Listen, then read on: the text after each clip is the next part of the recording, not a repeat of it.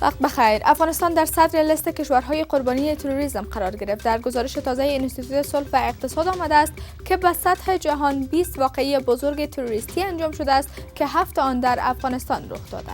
بریتانیا بر کاهش هرچه عاجل خشونت در افغانستان تاکید کرده است. الیسن بلک سفیر بریتانیا در دیدار با رئیس جمهور غنی گفته است که از صلح و مالکیت افغانها حمایت می‌کند. در جریان سال جاری 767 هزار مهاجر افغان از ایران به کشور برگشتند. مهاجران برگشته گفتند پلیس آن کشور با آنان رفتار زشت می‌کردند. وزارت صحت عامه میگوید در 24 ساعت گذشته 266 واقعه جدید ویروس کرونا در کشور به ثبت رسیده است.